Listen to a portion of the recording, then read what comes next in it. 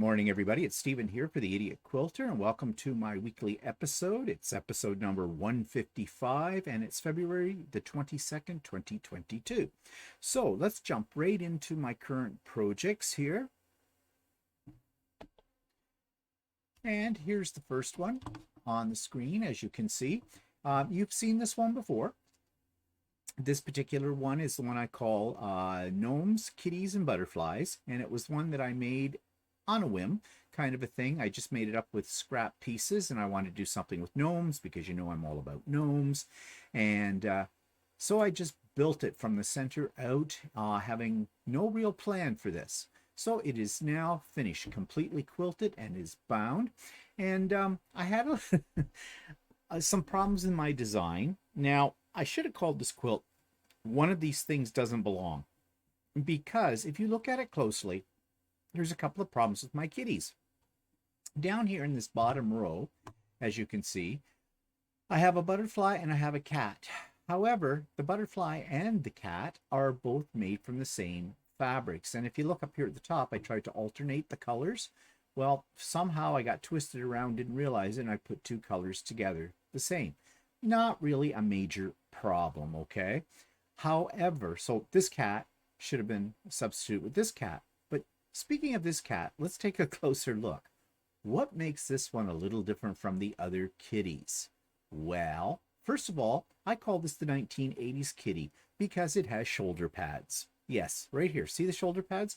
No shoulder pads, shoulder pads. Had to do with how I made the half square triangles. I should have had a white piece up here and a white piece up here, but I didn't make it that way. However, I do have one piece in this that does have a white on the white half square triangle with a white on one end, and it's here. But look at, see the tail here? See the tail here? I really needed to flip this block around. The other problem is, for some reason, the row is out of alignment. And I don't know how that happened either.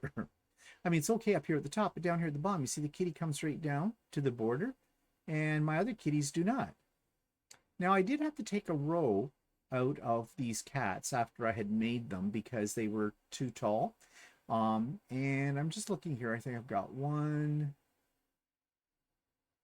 I'm not sure. It's hard for me to tell. Let's blow it up a little bit and see what's happening here.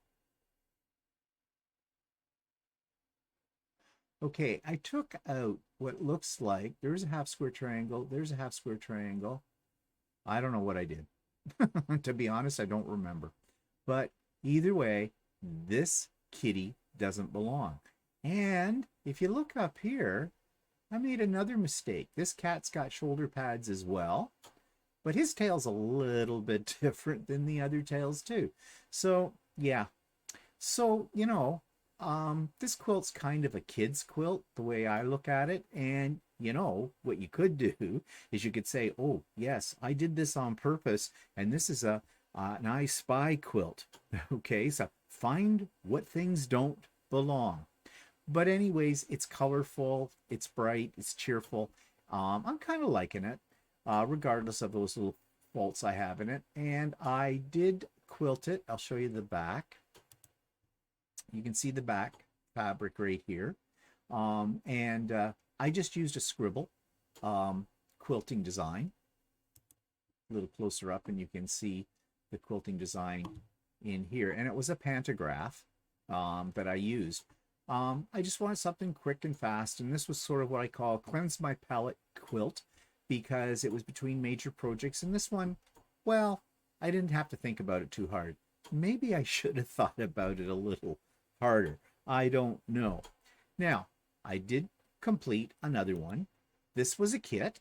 Now, this one is not quite done. I've got the top done, but I haven't put it on Lucy yet to quilt it, and that's my plan for later today, to get it at least onto Lucy so I can start this week quilting it. It is a more traditional looking quilt because of the fabric. This is fabric I would not pick out myself. Sorry to say, but this is what I consider old lady fabric. If any of you are elderly people, I'm sorry, I don't mean to insult you. But yeah, that's what it reminds me of. It reminds me of something my a grandmother would make. I think it's the style of the fabric. This came with the kit, as I said. It's sort of 1930s stylish types of fabric, including the border. The border came with it as well. Now, I had some problems with this kit. This was all made with strips, and the kit said that you had to have 1.5 inch strips. All the strips came pre-cut. I just had to sew them together in this particular kit. But that's where the problem lay. I did a couple of strips and cut them down to the size they're supposed to be and realized I had more strips than I really needed in each strip set. And then I measured the strips. Yeah, the pattern said they were supposed to be 1.5 inches wide, or 2 inch, sorry. They were supposed to be 1.5 inches wide. They were cut at 2 inches wide. And I don't know why. Now, there is a little bit of ambiguity in the pattern itself, I realized. And if someone was putting kits together and read that fairly quickly and didn't think about it, it would have been easy enough to think, okay, they mean that the strips are 1.5 inches finished, so I need a 2-inch unfinished strip. That's not how it worked. And if you read the pattern a little bit more carefully, I will admit, I think the pattern was not poorly written, but I think it was a little bit confusing in the way that it was written. So I can understand why the strips were cut too big. But easy enough, I cut the blocks to the size it said it wanted them to be cut to. And there was a fair amount of waste because of that, of the way the strips had come. But I don't worry about the waste. I throw them in my scrap drawer and they'll become something else someday down the road. And, well, anyways, it all came together. I did have to do, it called for mitered corners, with the borders, and I did that. And I had to review how to do mitered corners because I had sort of forgotten. I haven't done them in a while. I have done them in the past, but they came out pretty good, I think, if you look at this, because this piece right here, this border, had to be fussy cut to a certain extent and printed right on this fabric are these lines, including this outer brown line. So I got my corners pretty accurate on here, and I'm kind of pleased with that. So as I said, the next stage of the game here is to get it up on Lucy and quilt it. And I think I'm going to use a open type of very flowy feather pantograph that I have. I've used it on another quilt and I kind of like it.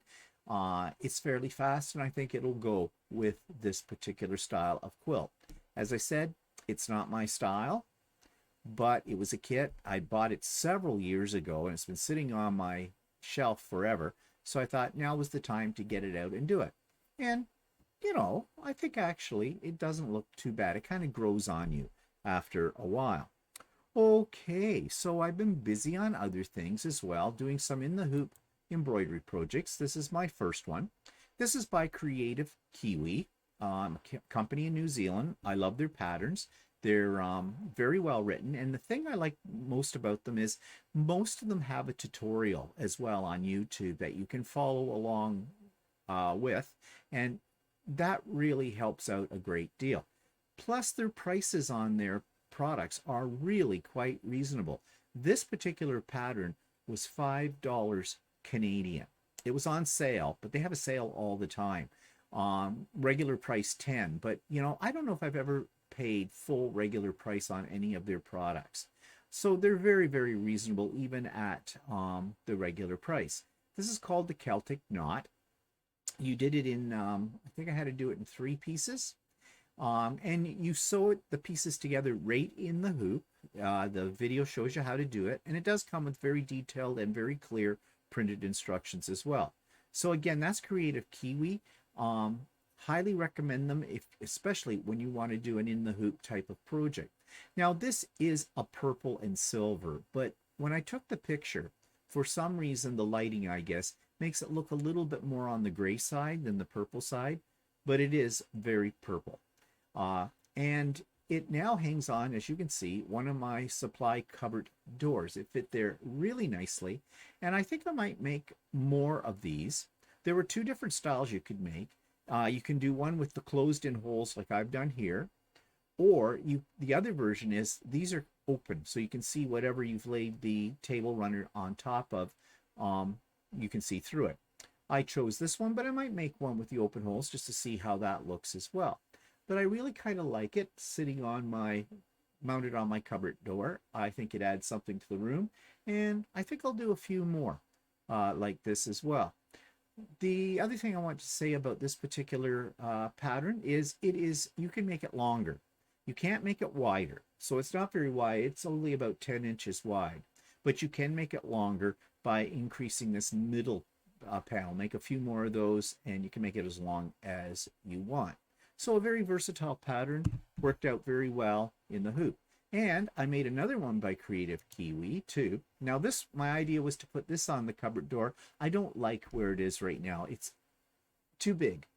I might make another one, but like the other one, I can get rid of one of these center panels here, and it'll make it a little smaller and it'll look better on the door. I think it'll fit better. Didn't realize that when I was making it. But nevertheless, it's a very pretty table runner. This one, you can make it as long as you want, and you can make it as wide as you want. And the way you make it wider is they have within the pattern pieces that, so you can just take another row of these and join it over here, which is great as well. I don't think I'm going to bother making one that's any wider. I want these more for cupboard door decorations, but this one just bothers me because it's too long for the door. It looks funny. So yeah, I maybe get around and I'll make another one, but I'll make it shorter. Again, this had a tutorial for it. It's from Creative Kiwi.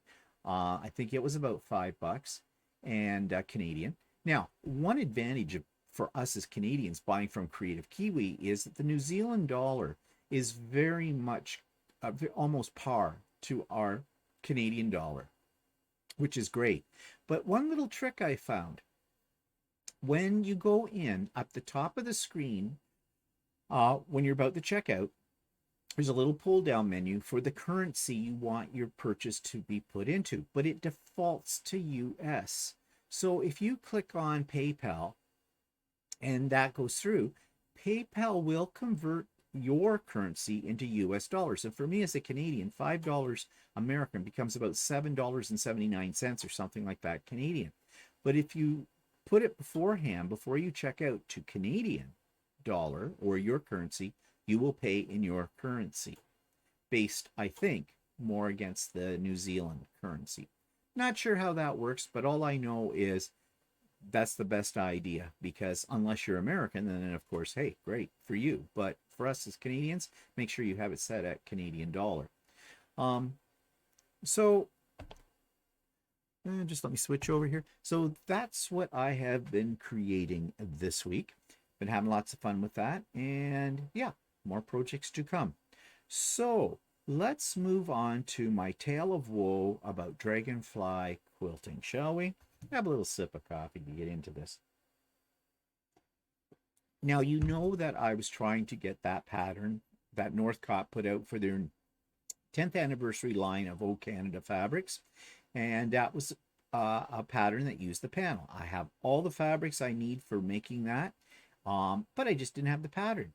I had a great deal of difficulty finding the pattern. I finally located it on an online store in BC called Dragonfly Quilting. Now, I had forgotten that about a year or so ago I had ordered something from Dragonfly Quilting, and at the time I think I said to myself I would not do that again, because I found the shipping processing extremely slow, even for the standards of like the excuse of COVID.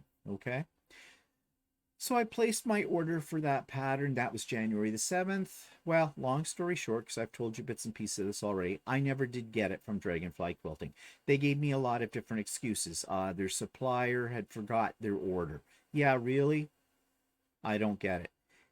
So anyways, I went hunting. I found it at another spot, as you know, called Stitch It Central in London, Ontario, much closer to home for me than BC. Verified that they had it, ordered it, got it within 3 days. Bang. So I have the pattern. Meanwhile, I wrote several times to Dragonfly Quilts. I put stuff on their Facebook. I wasn't getting any response from them. Finally, I got a response. I think it might have been the Facebook message that did it. Facebook can be very powerful when you're trying to get a hold of a company. Um, and I basically told them, look, they said, yeah, they still haven't got it yet. They're expecting it in another week or two. I went, no, I have it. I already bought it. I got it from another company. They got it to me in 3 days. I want a full refund. Now, I was waiting for a fight, but I didn't get one. I got a message back saying, okay, we have credited your credit card for the full amount. And I wrote back, thank you. Now, it was a different person, though. I'd been dealing with a Janice, and this last message was coming from an Ann. I wonder if there was another problem. Janice never seemed to answer her emails very quickly. I'm wondering if Janice still works for them. I'm just speculating, have no idea for that. But the bottom line for me is this, and I will tell you, and I don't like to badmouth a company, but I gave this company 6 weeks of my life, a whole lot of emails, and I got a whole lot of no customer service. So based on that, I will never be buying anything from Dragonfly Quilting in BC, Canada, again. And maybe some of you have ordered from them before, especially if you're Canadian and you've had good luck. Good for you. I did not. So I will never order from Dragonfly Quilting in BC, Canada again. Okay.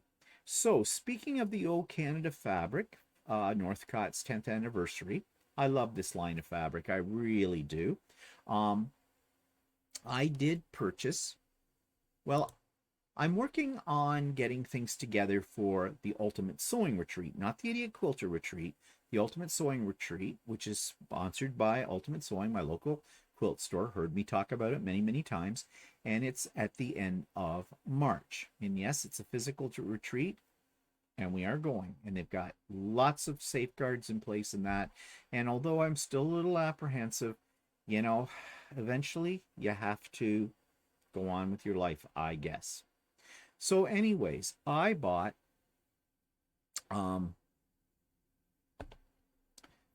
fabric from that line. I need it more. And I'm going to talk about what the pattern is I'm going to be using this with in a moment. But this is it here. And I bought quite a bit of it. For the pattern I'm doing, it calls for 3.5 yards of this darker one and then 3 yards of these two. So basically I translate that into meters. So 3.5 meters, 3 meters, 3 meters. So I needed quite a bit of fabric that's in here. I had all of these ones in my stash already, but therefore that other project, the panel one, so I needed more. So off to Ultimate Sewing I went, and I got more fabric for this. Now, let me switch camera here. Now, I told you that I'm getting my supplies ready for the end of March Ultimate Sewing Retreat, Quilt Store one. Actually, I'm getting really excited about this because this will be the first time been to a physical retreat since, pre-COVID. So yeah, Walter and I are also sort of the programmers, the entertainment, if you will, for the days of the retreat. And I have a Zoom meeting tomorrow with Donna, hostess with the mostess, as I call her, from Ultimate Sewing, who is the staff person who is responsible for the overall organization and making the arrangements for this retreat. And so we're helping out by, creating some fun activities and things to do while everybody is sewing for those days. Make it a whole very fun environment. We have done this kind of thing before, so we're not amateurs here for that kind of deal. But of course, I'm going to get in a lot of sewing time. So I was already planning what projects I want to do. And I have 3. Now, will I get all 3 done? No way. But I have 3, just in case I get a little bored with one, I can switch over to another. My plan is to have these all organized into project kits and to have all the fabric cut beforehand. So I don't have to worry about cutting it. I can just get right in and get into sewing. So I picked 3 patterns. Some of these are ones that you have seen before because all of them you've seen before because I've talked about them. They come from my vision board. And the first one that I want to do is this one, the Diamond Days. This came from KTRsewing.com, I think. It was a free pattern. Now, I think because I signed up for their newsletter, they offered this as a free pattern. I'm not thrilled with the color scheme that's in this, but I do like the actual blocks and the way it's laid out. And it's a good size quilt, 88 by 104. So I'm making it from those fabrics I just showed you. It'll be a Canadian quilt. I'm using those as my basic fabrics for all of this. And you can see down here, it takes a dark print, a medium print, and a light print. So that's what I picked out in the Canadian line. And I have my yardage for the top. Backing, that's a lot of fabric for the backing, but we'll work on that. And binding, 7.5 yards for backing for this size. That seems like a lot, but anyways, I may have to actually piece it. Well, we'll see. Anyways, okay, I'm just having a mathematical calculation in my head with wide back fabric. So I guess that wouldn't be at wide back. Yeah, wide back's going to work. 3 meters of wide back should work for me. Might be a little close on that. Anyways, stop doing your planning now. Well, you're supposed to be doing this. So that's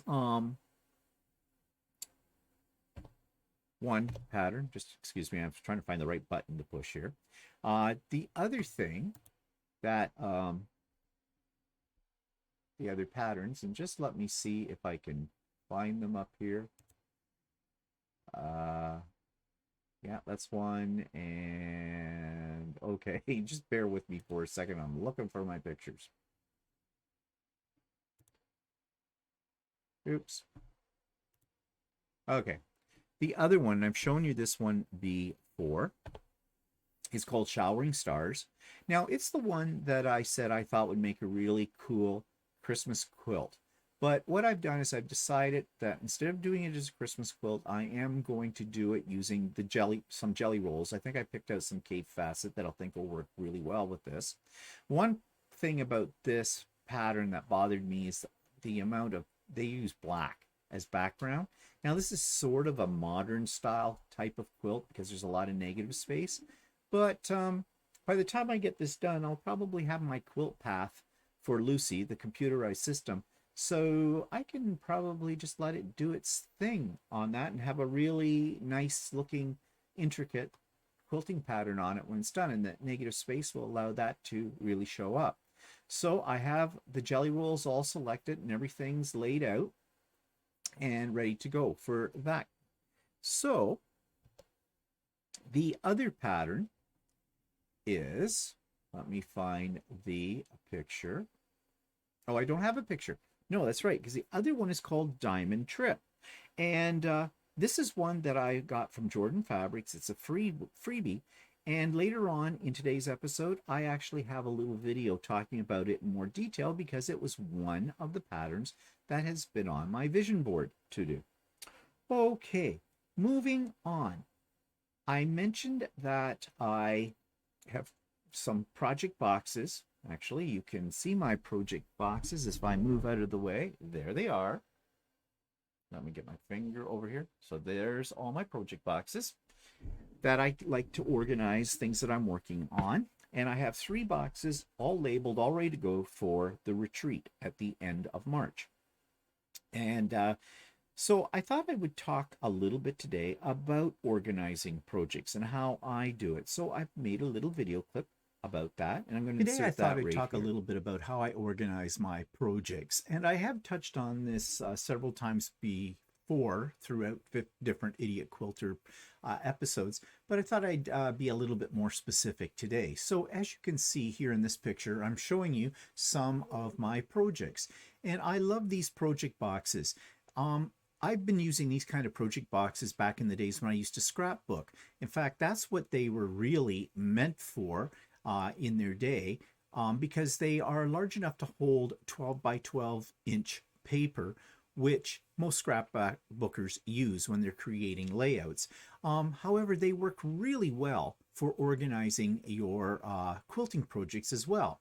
As you can see, I have mine on a dedicated shelf for this purpose, and they're all labeled. I use my label maker, which is a really great tool to have, that says what the project is. And in each one of these boxes, I put in the fabric that I'm going to use. If I've done some pre-cutting, I put that in this box as well. And in here, I also will put sometimes threads that I'm going to use if I'm using something a little different from my usual patchwork thread. And I also include the pattern in here as well, or any notes, etc., that go along with the project. So basically, I organize all the pieces for my project in one of these boxes. Now, sometimes one box isn't enough for a project because, you know, as you get cutting pieces, depending on the size of the quilt, there can be quite a lot of bulky fabric. So I use 2 boxes, and in that case, I will put box number 1 and box number 2 on the label as well, so that I know that I have more than one project box. In fact, what I'll write them as, instead of just putting box 1, I'll put box 1 of 2, box 2 of 2. And that reminds me, in case they get out of order on my shelf, that I have more than one box. There's more pieces to the project. So I really like using these. You can get them in different colors. I usually just buy the clear ones, so I can see my project inside, but you can see through the color ones as well. And there's a couple of colored ones on the rack as well, and you can see that as an example. Now, the thing is, this is also great for transporting your project when you're going to a class or when you're going to a retreat. It keeps everything neat and tidy and all in one spot so you don't misplace pieces. Now, within those boxes, another tool that I use are ziploc type bags. I just get mine at the dollar store, and you can get them in several different sizes. The picture here is showing one that's called the large bags. They're really meant as freezer bags, but I really like these because I can see into them. So I see all my pieces, and on the outside they usually have a strip that you can write on and to label what's going into your bag. So when it comes to a whole bunch of little pieces, you know, I need so many squares of this, I need so many flying geese of that, I'll organize them into these bags, and then I slip these bags right into my project boxes. So it's sort of like storage within storage, but it's just so much easier to find all the various pieces you need for a project. So you're not wasting a lot of time sorting through things, especially when you may put the project down and not come back to it for a week or two. So it keeps you on track. And as I said, I'll also include in all my project boxes any notes that I've made along the way, or reminders, like on sticky notes or something like that. And in some cases, I will just stick or tape those notes right to the inside cover of the project box. So as soon as I open it up, there's my notes sitting in front of me.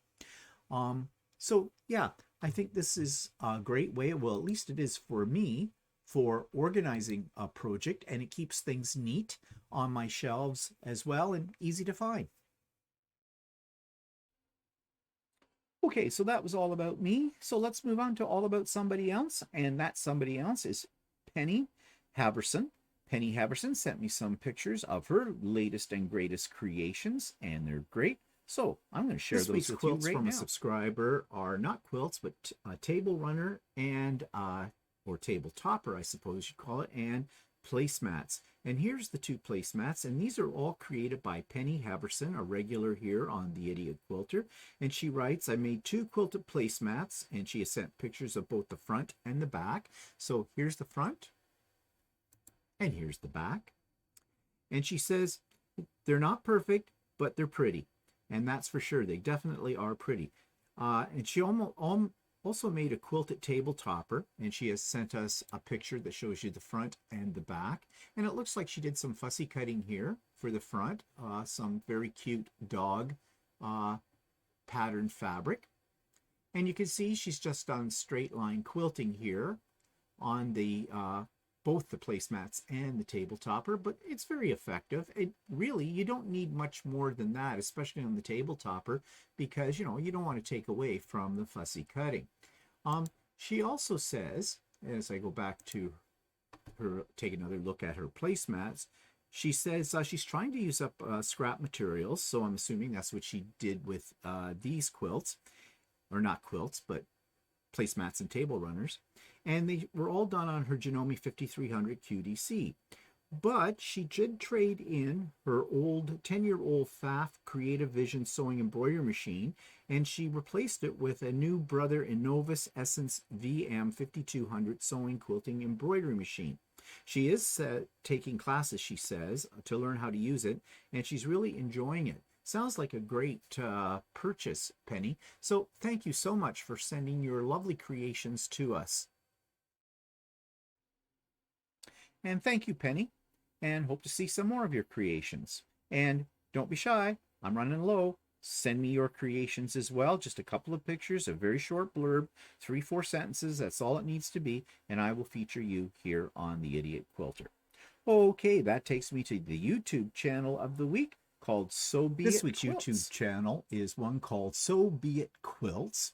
And this is a really interesting site because there's a lot of things about quilting, of course, and a lot of very helpful tutorial videos. So if we just go over to the video list, you can see what I mean.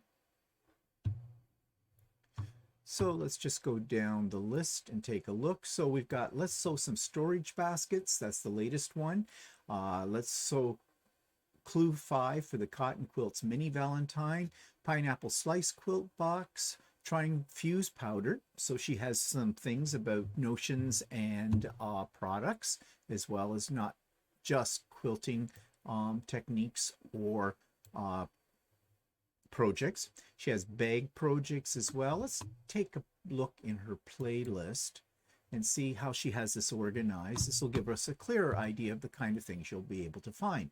So Murder Mystery Quilt, Valentine's Day Mini Mystery Quilt, Handmade Bag Tutorials, Quilt Supply Reviews, Sally Tomato Christmas Advent Unboxing, Cotton Cuts, Jenny's Countdown to Christmas, Handmade Gift Ideas, etc. Lots and lots of variety here.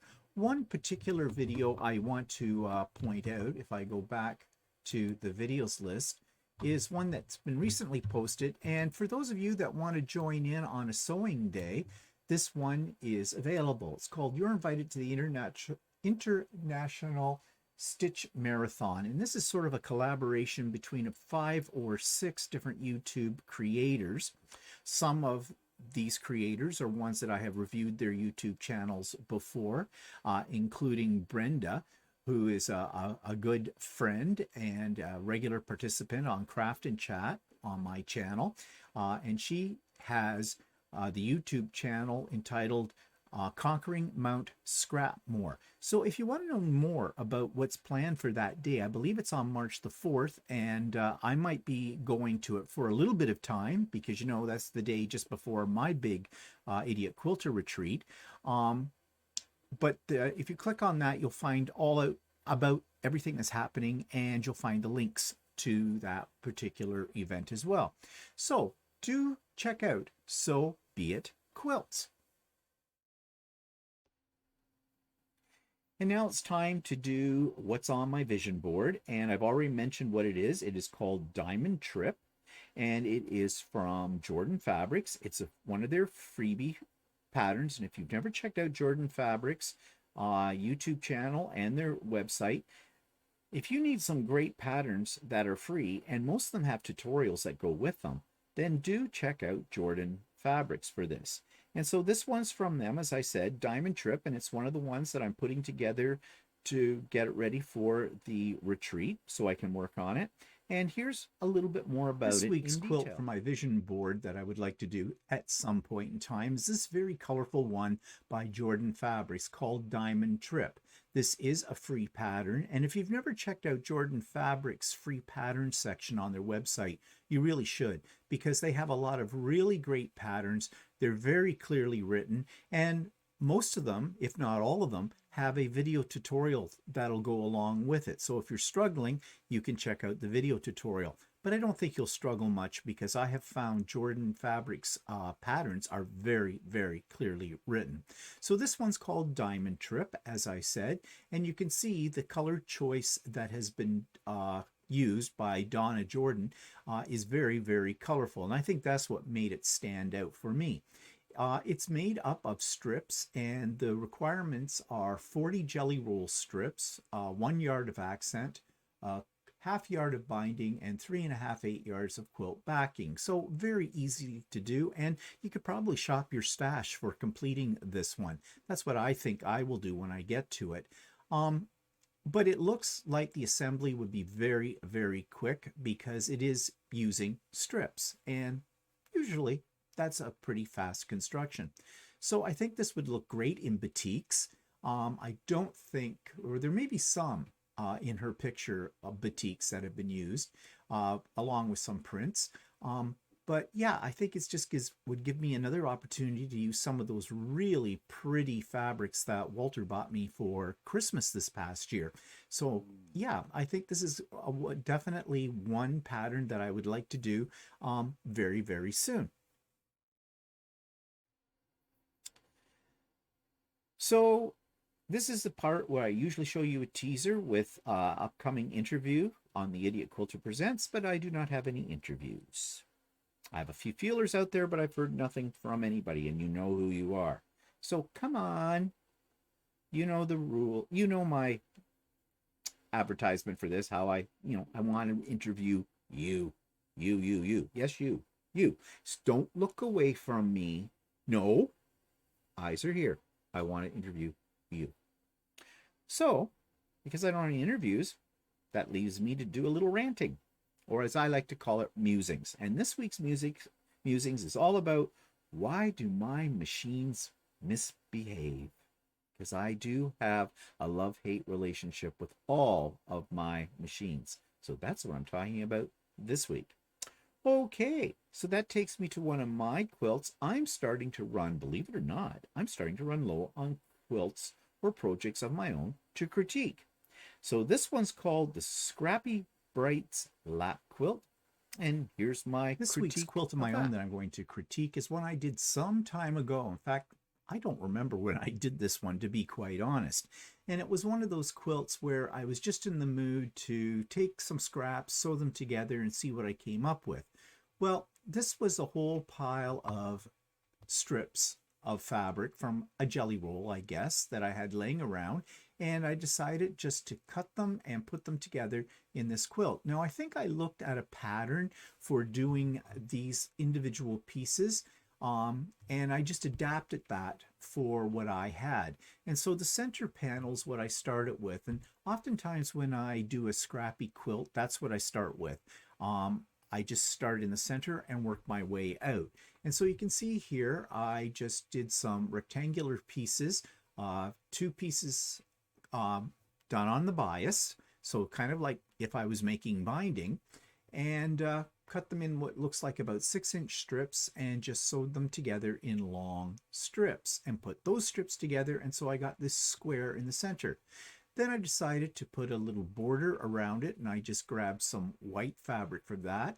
And then I carried on with the other scraps I had left over and just basically sewed them together in long pieces and added them like a border to this piece in the center. Then I worked my way out further with that. So here I'm doing, got a little fancy, decided to do another border with just plain solid stripes, meaning like I didn't piece anything here, and did this 2-color effect.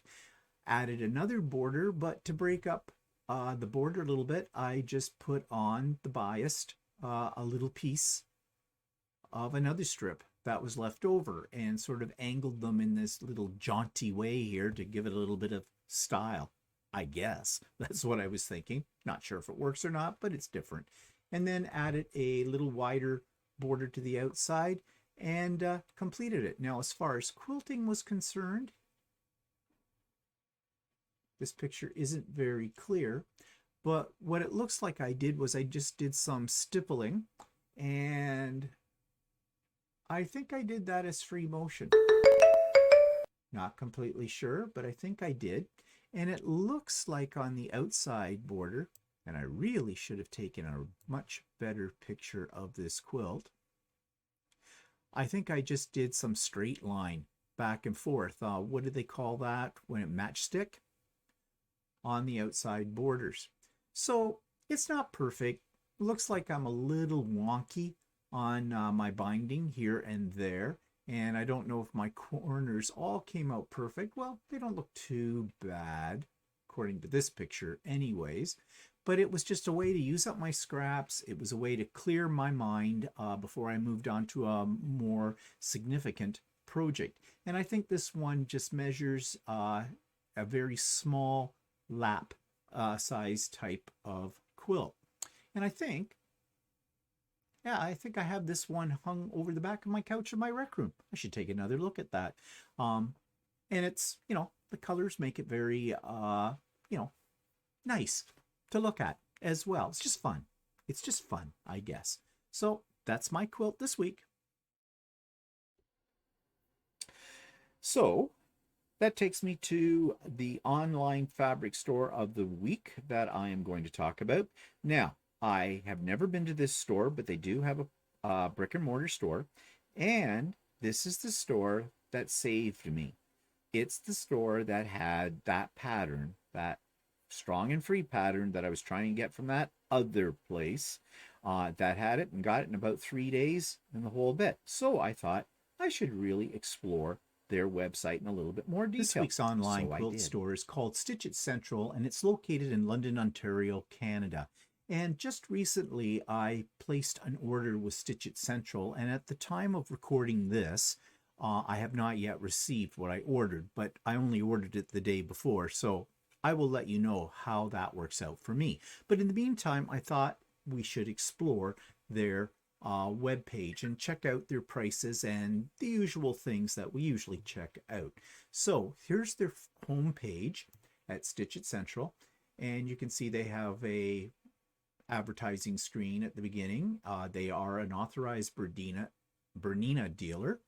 Upcoming collections, what we carry in the store. They say our online product list is very large, so we don't carry everything shown in our store, but we do carry some of our more popular charts, such as Mirabella, Lavender and Lace, Dimension, Sweetheart Tree, Stony Creek, Custom Crafts, and I don't know how you say that, Pashan, Rakmoni. Now, I have one problem here, and this was a problem I ran into when I was communicating with them. Popular charts. I think they mean patterns. I have never, ever seen patterns referred to as charts. That's very confusing. And if I was working for that store, I think I would change it to the more popular term, patterns. Because as I said, charts mean something completely different to me, and I think it means something completely different to other people as well. They also carry DMC Floss, Rainbow Gallery, and a whole bunch of other things as well, as you can see on here. So let's just carry down the page, see if there's anything else we need. What's new? So they have a little quickie here of new things they have in the store. And thread. And their quilting fabric, cross-stitch charts. See, when they say cross-stitch charts, now I'm wondering if that's what they mean. If that's what they're referring to, is cross-stitch charts. Okay, so maybe it's just me that doesn't get that. But anyways, I found it confusing.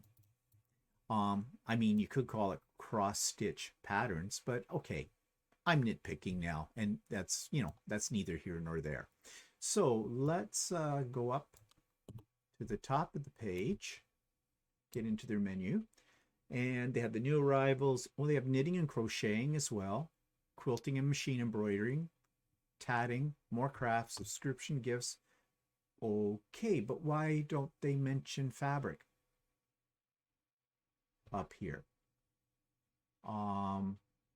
They do have fabric because I just ordered some from them. So let's go back down to the bottom they did have a section that said fabric right here. I just don't know why they don't have it up in their main menu at the top of the screen. Okay, so quilting fabric. Bundle of the Month Club, current fabrics, upcoming fabric collections. Well, let's go to the current fabrics and check out prices. Fabric collections, they have wide backing, mixer, blenders, and basics, cork, fireside, muslin, fabric book panels, pre-cut fabric, sale fabric. Okay, so let's check out the fabric collection then. And here they list their major brands. So let's go to Northcott, because everybody has Northcott and it's very popular and I like Northcott. So let's check out and see what they're offering here. They have a lot of novelty prints. They have Northcott batiks. So looking just at this, they seem to have quite a lot to choose from, and they're all listed on the left-hand side as well. So let's go over here to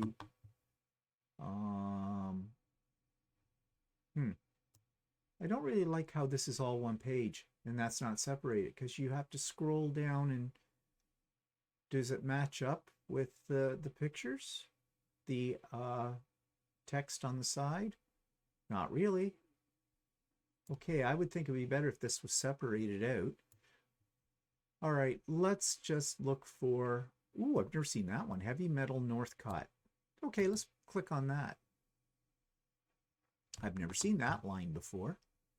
And if you're into steampunk, I'm sure this would be something appealing to you. But what I want to know is the cost.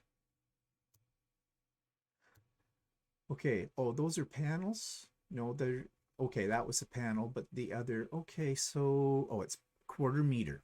Okay, so $4.25 seems to be their price, quarter meter, so that makes it, what, $17 a meter. And it is in meters, so I'm happy about that.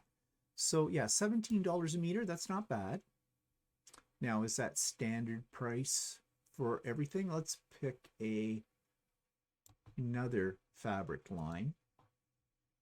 I noticed they had some Tula Pink listed. Tula Pink does tend to be a bit of a higher end fabric when it comes to pricing, I've noticed on other sites. So let's see what they're selling it for. True Colors.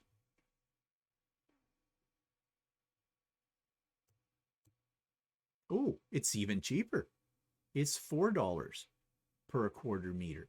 So I guess that's not their standard price, 4 1/4. So it seems, well, right now I've looked at 2. Let's look at a third one just to see. Oh, this is good. They mark it when it's sold out. So that's nice to know. I like that.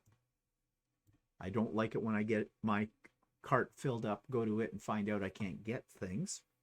Let's check out Hoffman Fabrics. See what our price is on those.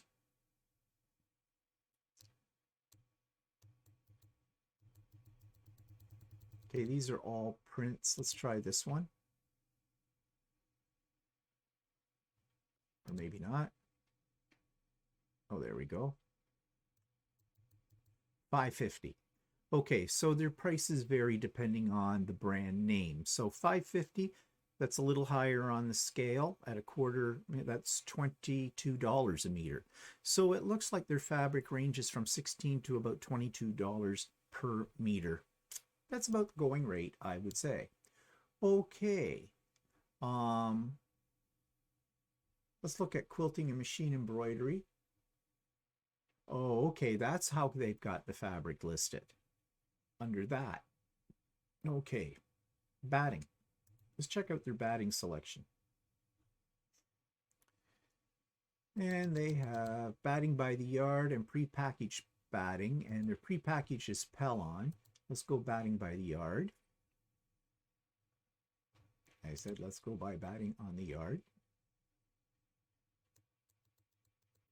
80/20, that's what I usually buy. 425 a quarter yard. Now we're into yards. We're not in the meters, we're into yards now. Pick one, stick to it is what I say. So 425 a yard. So what's that? That's 17, no, quarter, yeah, quarter yard. So that's $17 a yard.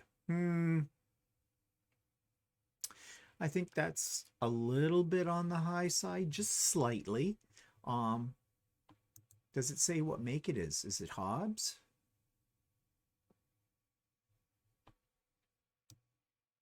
Is it going to tell us? Description. It's 96 inches wide. Doesn't look like they have wider batting than that. Oh, more information. Okay. What's more information give me? Nothing. Click that again. Nope. Nope. That's blank. Okay, so I don't know who makes that batting. So, you know, if I don't see the name on the batting, I'm not buying it.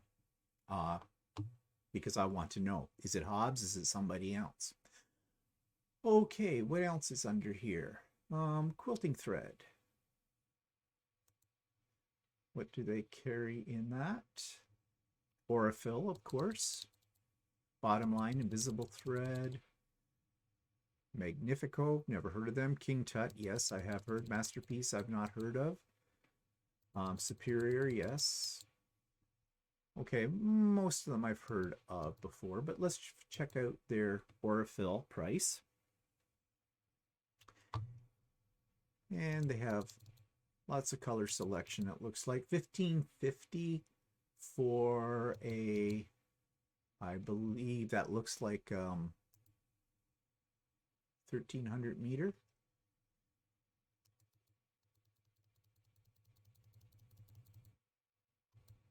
Large spool. And again, we have it in yards now.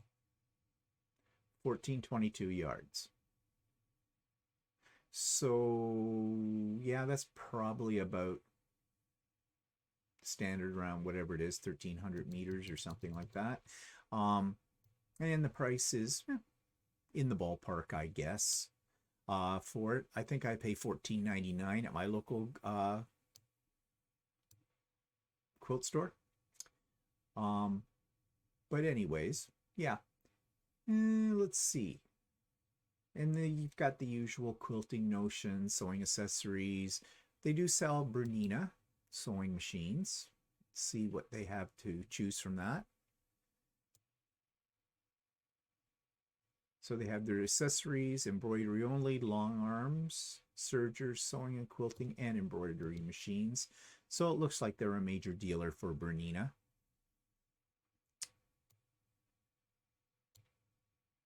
Okay, I guess you have to click down here. Their menu system is a little clunky. Well, okay.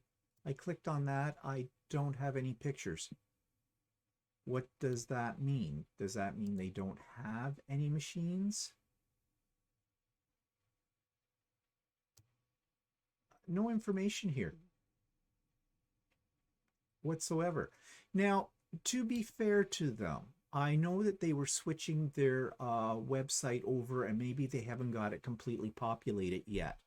But in that case, I don't think you should leave a section open until you have it fully populated, because my impression right now is that you don't have any of these. Why are you putting it up? So that doesn't give me a lot of a sense of faith in what this company is doing. We've got something called More Crafts. Embroidery, what's under embroidery? And it looks like it's, they have embroidery kits. It looks like it's hand embroidery, not machine embroidery. And, okay, let's see. Yeah, it's hand embroidery. Do they deal with machine embroidery? I'm wondering. Well, looking at this side menu here, it really doesn't look like they do. Well, that's fine if you're just into machine, or if you're just into hand embroidery. There's stuff here. Felt applique, felting needles. Yeah, they look like they're the kind of company that's more into hand embroidery products. They have tatting. Never done tatting. Don't think I ever will. Looks a little fine for me. Cross stitching, knitting and crocheting. Okay. Do they have, yes, they have quilting patterns. Let's take a look at that.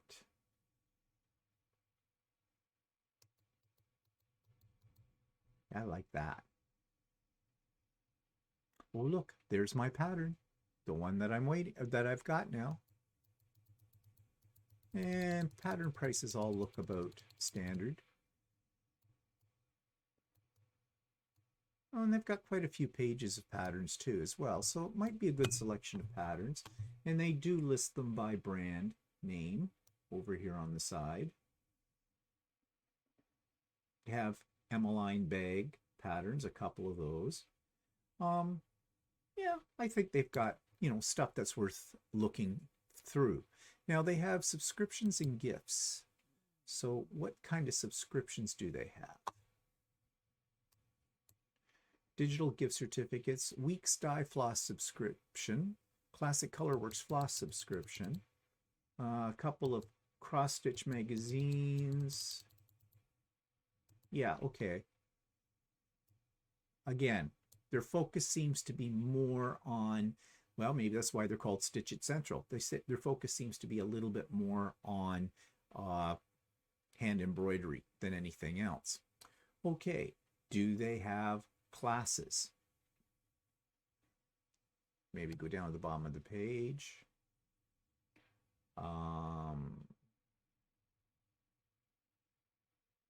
Doesn't really say they have classes that I can find here. Do a little search, see what comes up.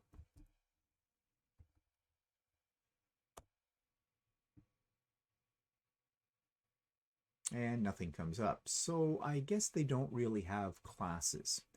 Now let's check out their shipping. It says right up here at the top of the page, free ground shipping over $200 before taxes and shipping. That's in Canada only. And I did see shipping in here. May give us a little more detail. They send it by Canada Post. They do ship internationally, and they tell you about the cost of that. And then they talk about how you calculate shipping costs.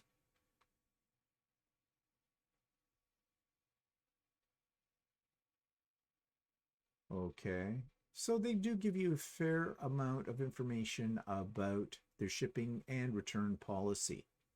So that's good to know. Oh, it looks like they have a cancellation fee. Some places do, some places don't. Orders or items that are canceled after they have been placed by no fault of ours will be charged a cancellation fee at a rate of 10% of your overall order and will be automatically deducted off your refund. This helps to cover time spent processing your items that may have already been ordered that need to be put back in the shelf. I have mixed feelings about cancellation policies on online stores. I get it. There are some people who might think better of something and cancel it, and they've gone to all this work to put it together. So I suppose it's not fair, or it's not unfair, to charge a cancellation fee. So yeah, that doesn't deter me one way or the other from dealing with this company. Okay, so that's all that I think I need to say right now about my impressions of this company. I will say more when I get my order from them. And that's really going to be the true test of how effective they are. So stay tuned. I will let you know about that in an upcoming episode. So that brings us to pretty much the end of the episode, but just a couple of reminders, things that are coming up. Craft and Chat. Yeah, it's hard to believe we're almost through February. In fact, 1 week from this Wednesday will be March the 2nd, and that's the first Wednesday of the month. That means it's Craft and Chat time, starting at 1 p.m. Eastern Standard Time. So I hope you can join us. I will be sending out the Zoom links to those of you that are on my mailing list. But if you'd like to be on the mailing list as well for Craft and Chat, just drop me a line via my email address, which is in the show notes, and I will add you to it. And just, I don't sell you anything. I do not sell your email to any other company. It is strictly private. I will not be bugging you. It's just so I can let you know the links for Craft and Chat.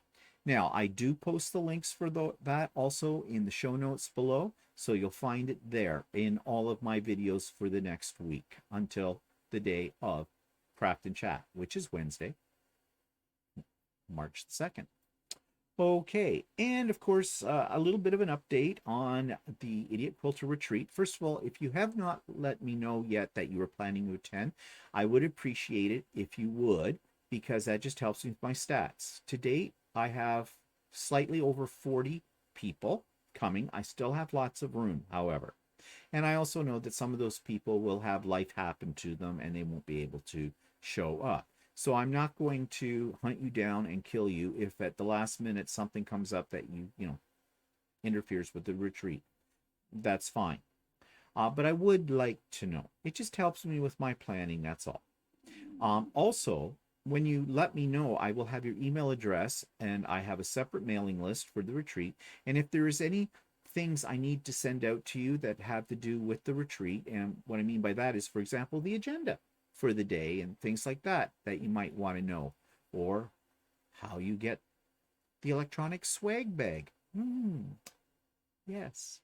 Okay, then I kind of need your email address. Okay. But if you're not comfortable sending that to me, don't. That's fine. Don't. I'm not twisting your arm on that. Anyways, as always, it's on March the 5th, starting at 9 a.m. Eastern Standard Time, my time, and it'll end approximately around 5 p.m. that afternoon. I have my guests lined up. Now, I have that very special guest I've mentioned before. I'm not going to say any more. My lips are sealed. I have something for the crafters, and I have somebody else who kind of crosses over the two worlds of quilting and sewing and crafting with some very original designs. This is a person I have interviewed some time ago, and when we get closer to the date, I will be revealing more about my guest speakers. But this one has graciously stepped in because the other speaker, the third speaker I had lined up, because life happened and had some difficulties scheduling and thing, won't be able to do the presentation. And I am disappointed in that because I know it would have been fantastic, but we'll just put that on the back burner for another time as well. So those are all lined up. Things are coming together. And yeah, I'm excited about it. And it's not that long. It's not that far away. It's 1 week from this weekend coming. Yeah, fast, isn't it? It's scary how fast time goes by. So I guess that's our time too together. So thank you for joining me today. I hope you have a great week. I hope you have a safe week, and I hope you have a creative week. And we'll see you next week. Bye for now.